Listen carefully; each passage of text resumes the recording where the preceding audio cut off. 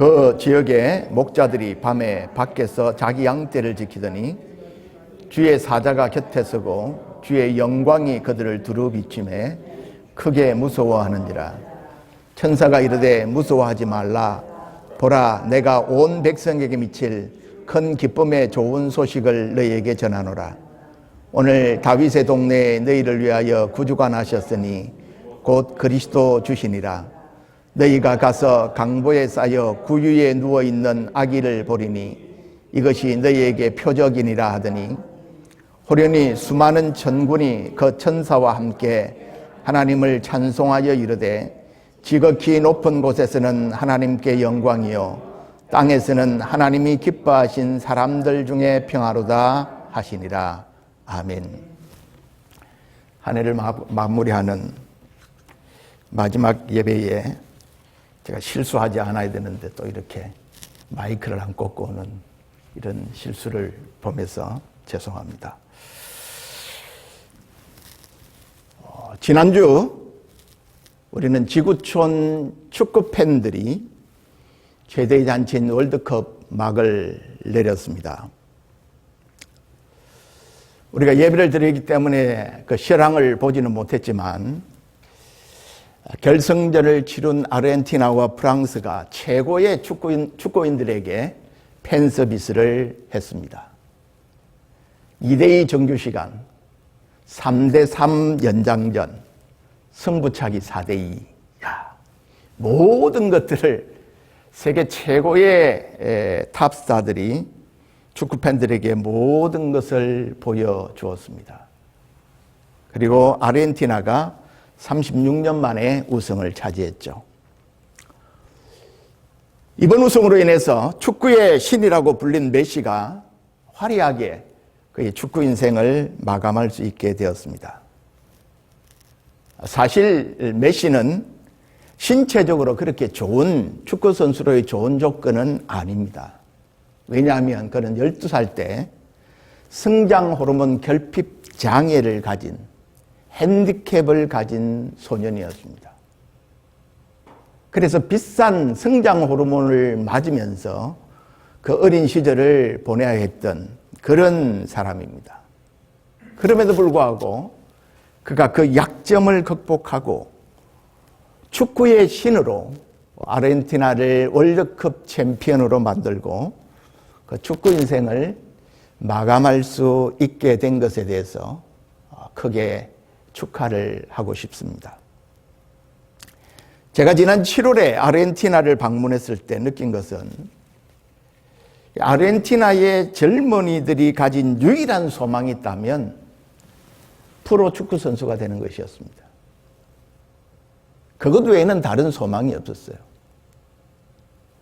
마라도나 이후에 메시가 아르헨티나의 젊은이들에게 또 한 번 마음의 불을 지펴 줄 수 있었던 것 같습니다. 저는 또 다른 분야에서 40년의 사역을 하고 오늘 개교회의 사역을 마치는 입장에 있습니다. 메시와 비교해 보면 엄청나게 차이가 있죠. 자신을 돌아보면서 또 남은 사역을 깊이 생각해 봅니다. 어떤 면에서는 초라하고 볼품없게 사역을 마치는 것 같습니다. 그러나 하지만 아직 저는 끝은 아닙니다. 우리의 삶의 결과는 얼마나 하나님이 우리를 부르신 부름의 목적에 합당한 삶을 살았느냐에 따라서 결정될 것입니다. 오늘은 성탄주일입니다. 여러분은 33년의 예수님의 삶을 어떻게 평가하십니까?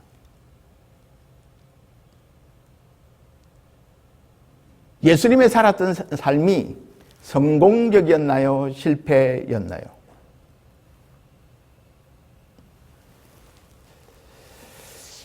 감히 우리가 예수님의 삶을 실패라고 말할 수는 없지 않겠습니까? 예수님이 성공적인 삶을 살았다면 예수님이 성공적인 삶을 살았던 이유는 무엇일까요? 그것은 그분이 세상에 오신 목적을 이루셨기 때문입니다. 오늘 본문 11절에 보면 오늘 다윗의 동네에 너희를 위하여 구주가 나셨으니 곧 그리스도 주시니라. 그분이 이 세상에 온 이유는 구원자로, 구주로 오셨습니다. 예수님의 탄생을 다른 각도에서 기록하고 있는 마태는 마태복음 1장 21절에 아들을 낳으리니 이름을 예수라 하라. 이는 그가 자기 백성을 그들의 죄에서 구원할 자이심이라 하니라. 예수, 그의 이름은 구원자라는 뜻입니다. 예수님은 세상을 구원할 메시아로 오셨습니다. 그런데 메시아가 되려면 기본적으로 세 가지 정도의 조건이 필요합니다. 메시아는 죄가 없어야 하고 인간의 죄를 해결해야 하기 때문에 그도 똑같은 인간이어야 했고 그럼에도 불구하고 무한한 가치를 가진 존재여야 했습니다. 그래야만 그가 메시아로서의 기능을 감당할 수가 있게 되는 것이죠. 그런 차원에서 예수님은 아주 특별하게 출생합니다. 마태의 기록에 하면 약혼하고 동거하기 전에 마리아가 잉태했다는 소식을 들었을 때 요셉은 조용히 혼인관계를 끊으려고 했습니다. 그 일로 인해서 마리아의 삶이나 또 동네에 이상한 소문이 나는 것을 요셉이 원치 않았기 때문에 그냥 조용히 끊기를 원했던 것이죠. 하지만 주의 사자가 다윗의 자손 요셉에게 성령으로 잉태된 사실을 알립니다. 왜 예수님이 성령으로 잉태되셔야 했을까요? 그것은 예수님이 죄의 DNA를 갖지 않으셔야 하기 때문입니다. 죄가 없는 분으로 모든 인간은 태어날 때부터 죄 가운데 태어납니다. 그 원죄 때문이죠. 그래서 인간의 방식으로 이 세상에 태어난 모든 인간은 태어날 때부터 죄인입니다. 죄인이 죄인을 구원할 수가 없는 것이죠. 죄인을 구원하실 분은 죄가 없어야만 했습니다. 그래서 예수님은 성령으로 잉태되십니다. 예수님은 죄가 없으신 분이시기에 죄인인 우리를 구원할 자격이 있는 것이죠.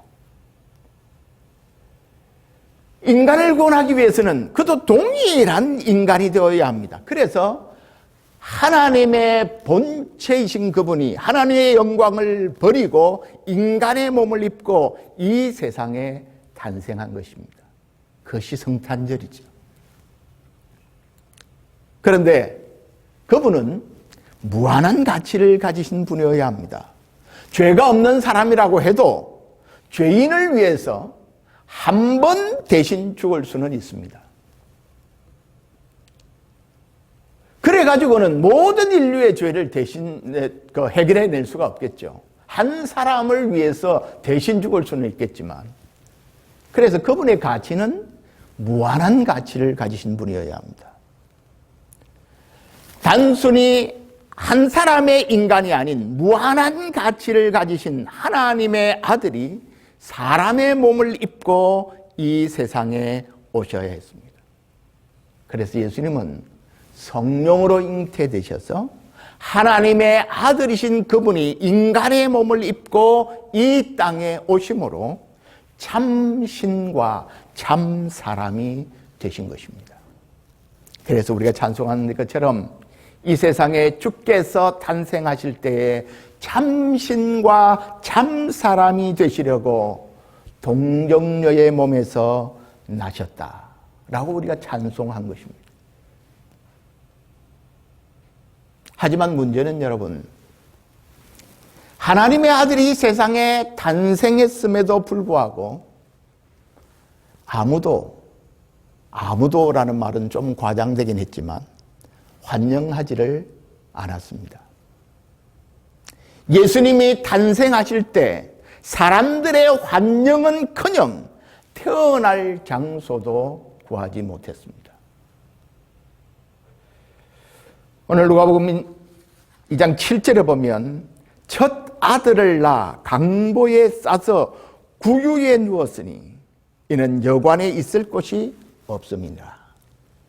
여관방을 구하지 못해서 아기를 출산했을 때 그 아기를 말구유에 말리 먹이를 담는 그곳에 예수님을 뉘었다고 말합니다.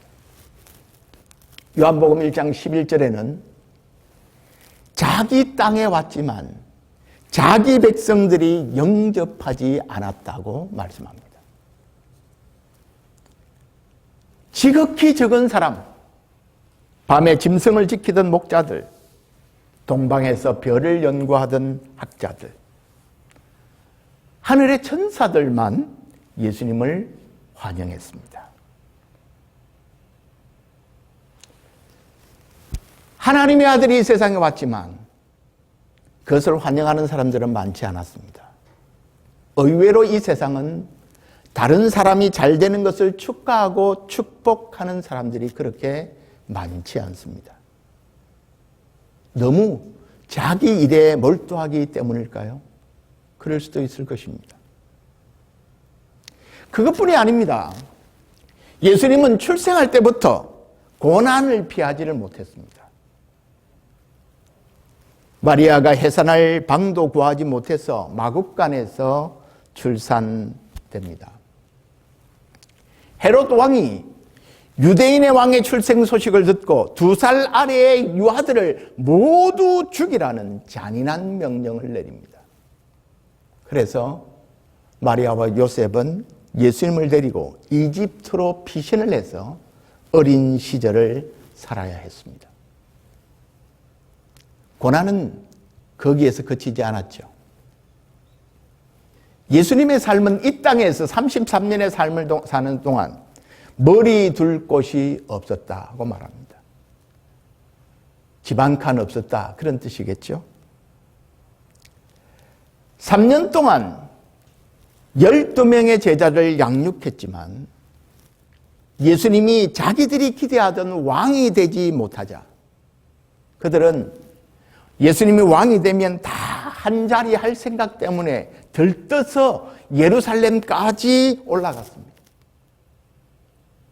야, 우리 중에 누가 국무총리가 될 건가? 우리 중에 누가 행정부 장관 될 건가? 우리 누가 법무부 장관 될 건가?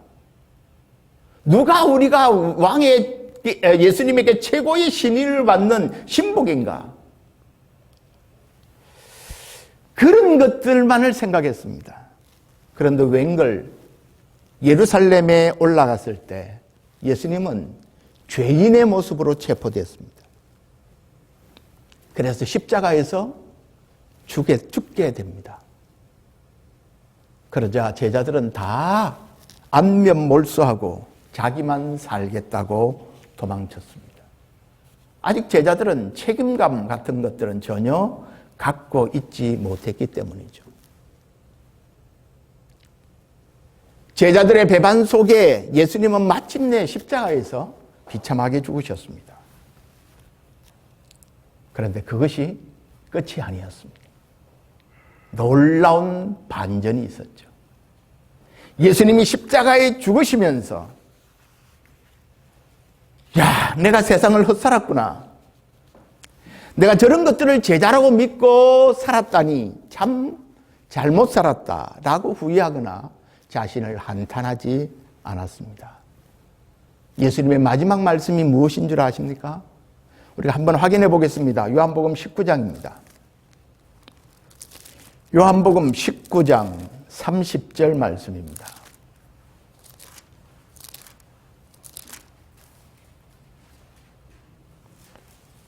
요한복음 19장 30절 우리가 다 함께 읽겠습니다. 시작. 예수께서 신포도주를 받으신 후에 이르시되 다 이루었다 하시고 머리를 숙이니 영혼이 떠나 가시니라. 예수님이 뭐라고 말씀하셨다고요? 다 이루었다. 예수님께서 마지막 십자가에서 운명하시면서 다 이루었다라고 말씀했습니다. 그 말의 의미는 제가 자주 인용했던 테텔레스타이라고 하는 단어입니다. 그러게 예수님은 이 땅에서 33년의 삶을 사셨습니다. 3년의 공생애를 보내셨습니다. 살아있는 동안 집 한 칸 얻을 수 없었고 제자들도 다 배반하고 도망갔고 버렸지만 예수님은 다 이루었다라고 선언하고 운명하십니다. 그 이유는 무엇일까요? 예수님이 목적에 이끌린 삶을 사셨기 때문입니다. 하나님이 그를 이 세상에 보내신 이유, 이 세상에 보내신 목적을 따라 살았고 마침내 그 목적을 완수했다는 승리의 선언이 다 이루었다. 테텔레스타이라는 선언입니다. 성경에서 예수님의 생애를 가장 짧고 굵게 요약해 놓고 있는 부분이 빌립보서 2장입니다. 여러분 빌립보서 2장을 함께 찾아보겠습니다.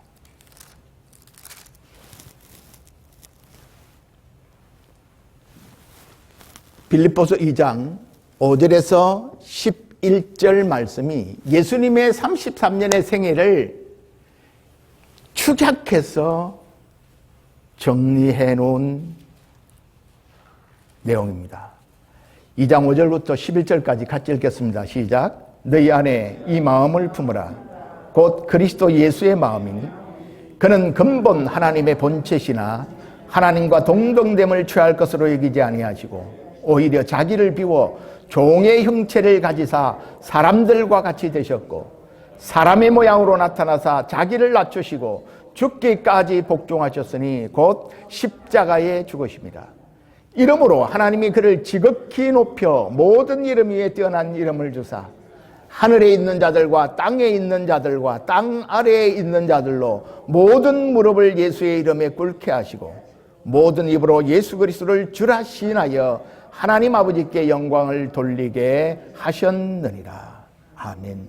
여기 5절에서부터 8절은 예수님이 십자가에서 죽으시는 데까지 예수님의 낮아지심에 대한 설명입니다. 그리고 9절부터 11절을 십자가에서 이 세상을 구원하기 위한 하나님의 목적을 완성하신 예수님을 하나님이 높이신 모습입니다. 예수님은 이 땅에 33년의 생애를 사셨고 세상적인 것들을 얻은 것이 하나도 없지만 구원을 이루셨고 하나님께 영광이 되는 삶을 사는 것으로 그의 삶을 마무리하셨습니다. 예수님의 제자들은 예수님이 죽고 난 다음 예수님의 부활을 목격하고 나서야 아하를 경험합니다. 아하. 뒤늦게 깨닫죠. 하지만 깨달은 것으로 끝난 것이 아니고 이제 그들이 해야 할 일이 무언가를 비로소 발견하게 됩니다. 이건 굉장한 반전이죠. 예수님은 죄인을 구원하기 위해서 죄 없으신 하나님의 아들이시만 죄인의 모습을 입고 십자가에서 죄값을 대신 치르고 죽으셨습니다. 이제는 그를 믿는 자들은 하나님의 자녀가 되는 권세를 얻게 됩니다. 이 일을 위해서 예수님이 오신 것이죠. 그런데 이제 예수님은 그 일을 이루시고 계획대로 하나님 우편으로 올라가셔야 합니다. 그러면 예수님께서 이루신 이 일을 온 세상에 알리는 일은 누가 해야 할까요? 그 일은 제자들이 해야 할 일이었습니다. 이제 예수님이 이루신 구원의 일을, 온 세상을 구원하는 그 하나님의 목적을 이루기 위한 후속 조처가 필요하게 된 것이죠. 누가복음 24장을 같이 한번 확인하겠습니다.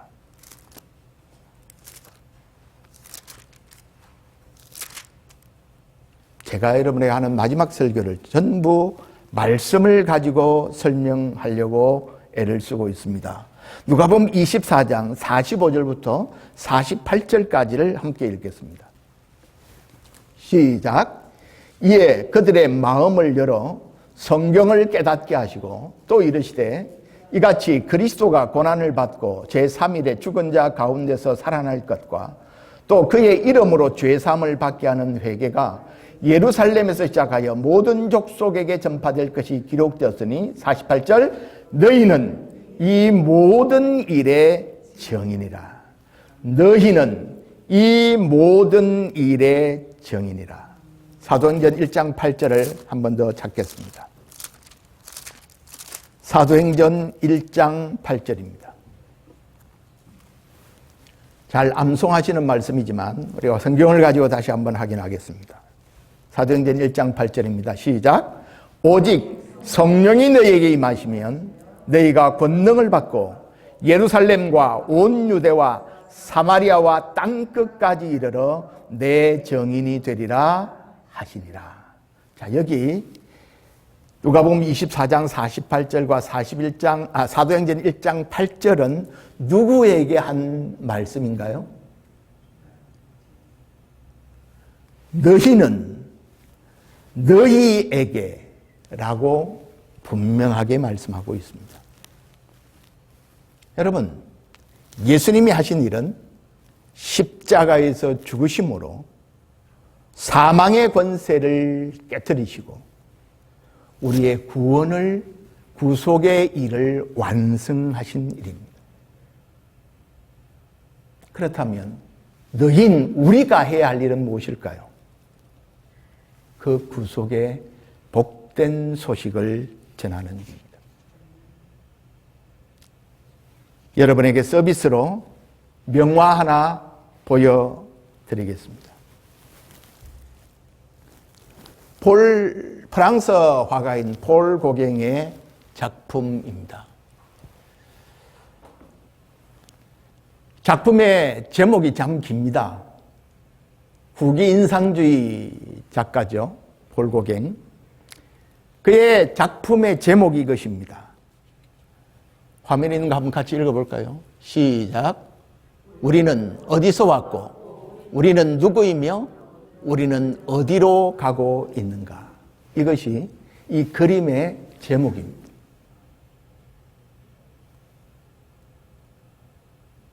모든 사람들이 묻는 원초적인 질문 아닙니까?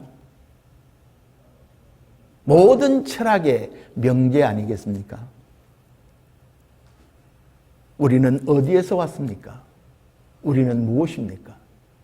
우리는 어디로 가고 있습니까?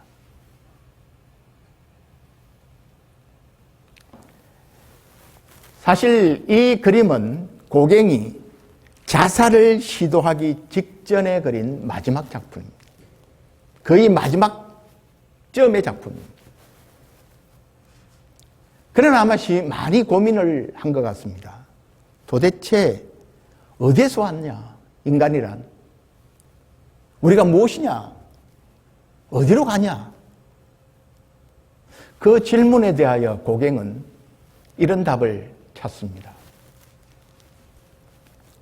온 곳도 없고 아무것도 아니며 갈 곳도 없다.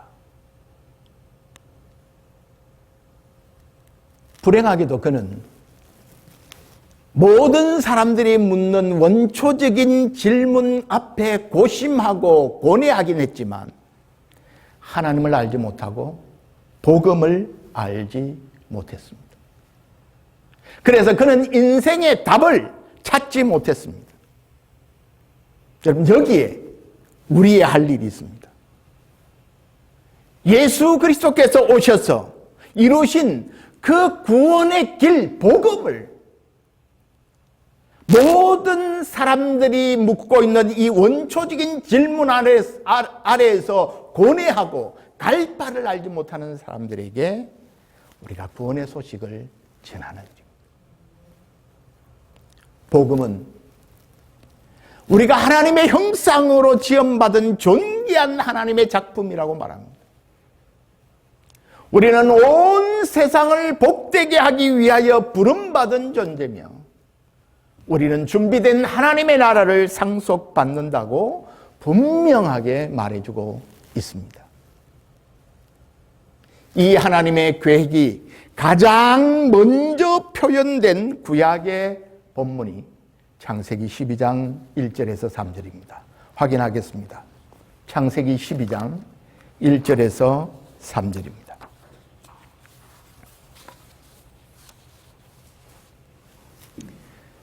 창세기 12장 1절에서 3절입니다. 시작. 여호와께서 아브라함에게 이르시되 너는 너의 고향과 친척과 아버지의 집을 떠나 내가 내게 보여줄 땅으로 가라. 내가 너로 큰 민족을 이루고 내게 복을 주어 내 이름을 장대하게 하리니 너는 복이 될지라. 너를 축복하는 자에게는 내가 복을 내리고 너를 저주하는 자에게는 내가 저주하리니 땅의 모든 족속이 너로 말미암아 복을 얻을 것이라 하신지라. 아멘. 여기 보면 세 가지 중요한 말씀이 나옵니다. 1절에 떠나가라 하는 명령이 나옵니다. 두 번째, 그러면 너는 복이 될 것이다. 3절에 그 결과로 땅의 모든 족속이 복을 얻을 것이다. 여러분, 우리가 이 땅에 살아가는 동안 단순히 내가 예수를 알고 예수를 믿어서 이제 천당 간다. 됐지? 이건 전혀 아닙니다. 우리는 단지 예수 믿는 것이 목적이 아닙니다. 우리에게는 할 일이 있다는 것이죠. 그것은 모든 사람을 복되게 하는 일입니다. 이걸 위해서 우리가 사는 것입니다. 아브라함에게 하나님께서 찾아오셔서 떠나가라 라고 말씀합니다.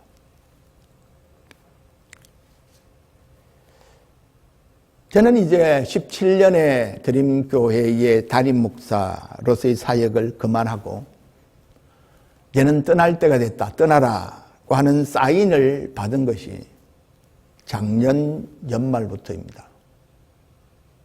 그 후로 한 4-5번에 걸쳐서 하나님께서 이제 떠날 때가 됐다라고 하는 사인을 주셨습니다.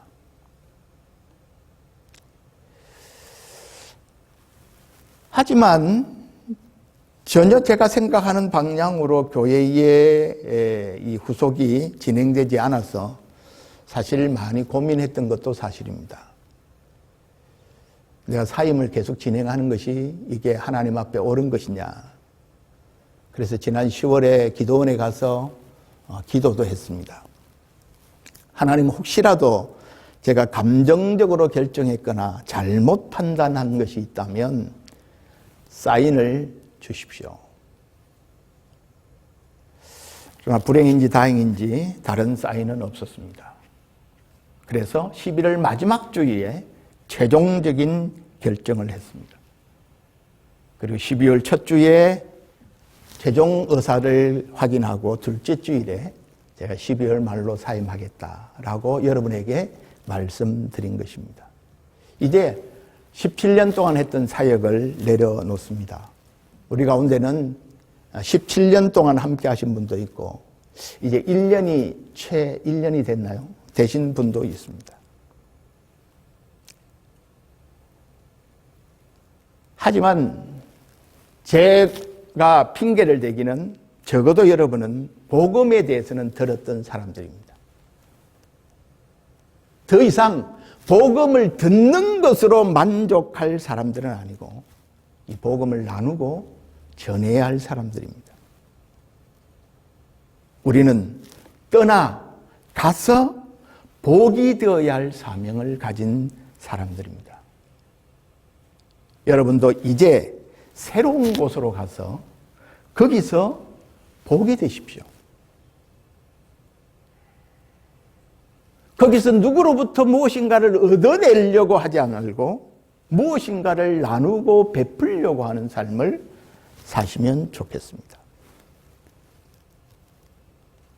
저는 새해부터는 하나님께서 새로운 지역으로 아직 이사를 명하지는 않았기에 선교사로서의 삶을 시작할 것입니다. 한 교회의 담임 목사로서의 섬기는 일은 마치지만 복음을 필요로 하는 사람들, 복음을 듣기 위하여 찾아오는 사람들, 때로는 가정교회로, 때로는 가정과 일터를 찾아가는 교회로, 때로는 해외 선교지 현장을 자유롭게 다니면서 웨슬리가 외쳤던 것처럼 온 세상이 나의 교구다. 그런 생각으로 복음을 전하는 삶을 살겠습니다. 여러분들이 기도해 주시고 또 필요하다면 후원도 해 주시면 좋겠습니다. 저는 하나님이 아브라함을 부르실 때 하신 약속을 확신합니다. 우리는 하나님이 온 세상을 복주기 위하여 선택한 백성들이기에 우리가 사명을 따라 살아가기만 한다면 우리가 지금 여기서 적절한 보상을 받지 못한다 할지라도 하나님이 어떤 방법을 통해서든 누구를 통해서든 반드시 약속하신 복을 주신다고 믿습니다. 17년간의 목회 사역을 마치면서 정말 고맙고 감사한 분들이 참 많습니다. 일일이 말씀을 못 드려 죄송합니다. 특별히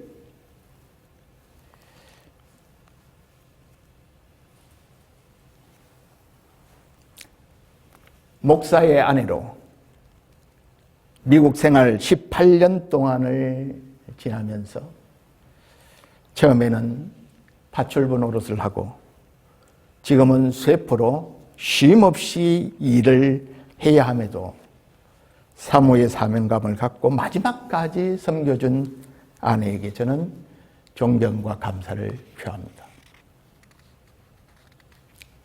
사모는 교회의 직원이 아닙니다. 그 말의 의미는 사모는 교회로부터 사례를 받거나 어디 출장을 간다고 항공료를 지원받거나 한 일이 없습니다. 자신들이 교인을 위하여 섬긴 비용을 청구하지도 않습니다. 왜냐하면 그는 직원이 아니기 때문에 그렇습니다. 단지 사모도 다른 성도들과 함께 목사의 목양적인 돌봄을 받아야 할 한 사람의 성도입니다. 제가 너무 감사한 것은 몇 년 동안 아내의 생일을 잊지 않고 꼭 아내의 생일을 축하해 주신 분에 대해서 너무 감사할 마음이 있습니다. 여러분, 오늘 우리가 지금 당장 보상이 없어도 나의 미래에 혹은 나의 자손을 통해서 아니 복음을 받은 누군가를 통해서 하나님이 그 일에 대한 보상은 반드시 주신다고 믿습니다. 여러분, 여러분이 교회를 위하여 지금까지 수고하고 좋은 씨를 많이 심었는데 여러분의 합당한 대우를 받지 못하고 여러분들이 합당한 열매를 거두지 못했다면 걱정하지 마십시오. 반드시 그 열매를 여러분의 남은 생에 혹은 여러분의 후손들이 얻게 될 것입니다. 결코 주를 위하여 섬긴 일에 공짜는 없습니다. 이것이 하나님이 우리에게 하신 약속이기 때문입니다. 이 약속을 이루기 위해 하나님이 이 땅에 오셨고 우리를 위하여 십자가를 지셨고 사망을 이기시고 부활하셨고 하늘에 올라 지금도 우리를 지켜보고 계시고 다시 오셔서 우리의 모든 수고를 갚아 주실 것입니다. 하나님은 죄가 확산되어 온 땅에 흩어짐을 면하고 하늘에 우리가 닿아보자. 하나님과 한번 견줘보자. 그 탑을 쌓는 그 막가는 세상을 위해서 무엇을 하셨습니까? 하나님은 바벨 땅에 한 나이 많고 자식도 없는 부부를 택하셨습니다. 그들을 통해서 온 세상을 복주는 구속이라고 하는 그분의 놀라운 계획의 발사대로 그 연약한 늙은 부부를 선택하셨습니다. 그래서 창세기 12장 3절에 땅의 모든 족속이 너로 말미암아 복을 얻을 것이다. 아브라함에게 하신 최초의 약속입니다. 그리고 창세기 18장 18절에 두 번째 천하 만민은 그로 말미암아 복을 받게 될 것이다 하는 약속을 또 해주십니다. 창세기 22장 18절에 내 씨로 말미암아 천하 만민이 복을 받으리라. 이삭을 제물로 바친 사건 후에 하나님이 이삭을 죽이려고 했던 것이 아니라 아브라함을 시험했던 것이죠. 아브라함의 믿음을 가진 것인가를. 26장 4절에 내 자손으로 말미암아 천하 만민이 복을 받으리라. 이삭에게 재차 확인하십니다. 창세기 28장 14절에 땅의 모든 족속이 너로 말미암아 복을 받으리라. 이것은 야곱에게 하신 말씀이죠. 아브라함으로부터 시작해서 그 아들 이삭, 손자 야곱, 그리고 요셉, 그리고 이스라엘 백성, 예수 그리스도, 오늘 신약의 교회, 그리고 나를 통해서 하나님이 이 복을 온 세상에 전하기를 원하십니다. 이것은 하나님께서 아브라함에게 한 약속이 전 세계적인 하나님의 계획임을 보여주는 것입니다. 궁극적으로 모든 족속이 아브라함을 통해 복을 발견하리라는 것이죠. 그리고 아브라함의 신 메시아 곧 나사렛 예수를 통해서 모든 백성이 복을 받도록 만드셨다는 것이 아브라함에게 전했던 성경의 복음의 핵심입니다. 오직 그리스도 안에서만, 그분의 부활과 죽음의 복음을 통해서만 모든 열방이 소망을 가질 수 있습니다. 다른 길은 없습니다. 하나님께서 아브라함에게 주신 약속은 자기 복제의 유전자라고 표현할 수 있어. 아브라함만 그 복을 받는 것이 아니라 아브라함과 똑같은 믿음을 가지고 아브라함과 똑같이 예수 그리스도를 구주로 믿는 사람들은 동일하게 세상의 축복을 전달하는 도구로 선택받았다. 그런 뜻입니다. 내가 어떤 것을 심든지 반드시 그 열매를 맛보게 됩니다. 내가 복음과 몸된 교회를 위해서 손해보는 결정을 한다고 해서 그것이 끝까지 손해가 되는 것은 아닙니다.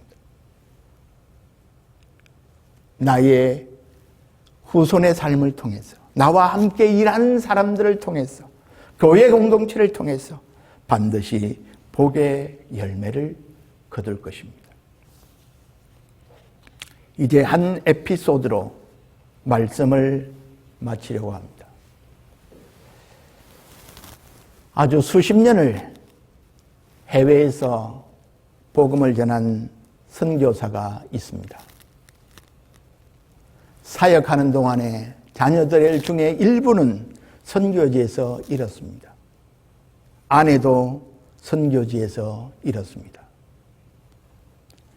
마지막에 그는 너무 병이 들었고 더 이상 사역을 할 수 없게 되어서 어쩔 수 없이 선교지를 떠나게 되었습니다. 그는 이제 고국인 미국으로 돌아가는 배를 탔고 바지선에 올랐습니다. 거기 바지선 한쪽에는 높은 사람들, 유명한 사람들 또는 관광객들이 대기해 있습니다. 바지선의 다른 쪽은 마치 가축 우리 같았습니다. 소떼, 말들 같은 것이 있었고 그 선교사가 산 배표는 그쪽의 표였습니다. 그래서 그는 솥대가 있는 쪽으로 가서 귀국을 해야 했습니다. 오랜 항해 끝에 이제 배가 항구에 도착해서 작은 창문 너머로 밖을 내다보았습니다. 가축 냄새 때문에 항해 내내 열어둬야 했던 창이었죠. 그는 발견합니다. 항구에는 붉은 카페트가 펼쳐지고 높은 사람들과 영화배우들, 그 극장 관련 인사들이 붉은 카펫을 밟고 내렸습니다. 사람들은 환호를 했고 영웅이야 위대한 자로 환영받고 영접받았습니다. 그렇지만 그는 그 후에 솥대들과 함께 배에서 내립니다. 항구 도시의 허름한 지역의 작은 아파트를 구하고는 곡물죽과 빵을 사서는 자기 방으로 돌아옵니다. 그리고는 빵을 잘랐죠. 버터를 빵에 바르려고 했지만 버터가 단단하게 굳어 있었습니다.